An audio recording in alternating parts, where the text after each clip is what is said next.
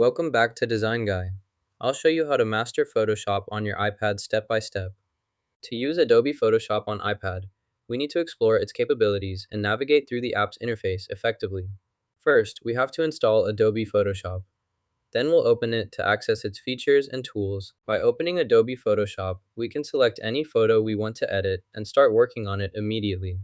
Within the app, we have the option to clear any selection we want, giving us flexibility in our editing process. For example, if we want to select an object or a basic part of the image, we can do so with precision and ease, allowing for detailed editing, which is especially helpful when working with intricate designs or subtle textures. And this is where the selection tools really come into play. Here we have multiple options at our disposal, and this is where the flexibility of Adobe Photoshop on iPad really shines.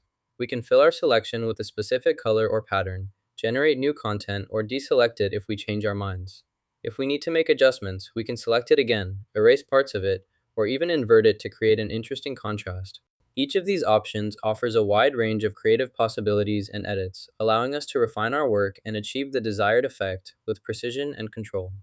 Apart from these options, we can also utilize the eraser tool to remove any unwanted parts of our image with precision, allowing us to refine our work and make targeted adjustments as needed easily. Some features in Adobe Photoshop are paid, which is great for professionals who need advanced tools.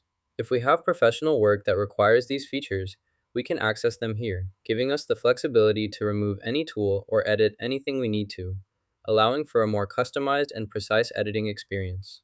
With paid features, we can change the font and access other advanced editing tools that are not available in the free version, especially on iOS devices, unlocking more creative possibilities and flexibility in our design projects. Now, if we want, we can expand our view to get a closer look, change the perspective to see our image from a different angle, crop to focus on a specific area, reduce the view to see the bigger picture, or even rotate it to straighten things out, which gives us more flexibility and control over our editing experience, allowing us to make the most out of our image. In this way, we can utilize many features of Adobe Photoshop on our iPad, exploring its full potential for creative and professional editing. Mastered Adobe Photoshop on iPad. Check the description for a discount.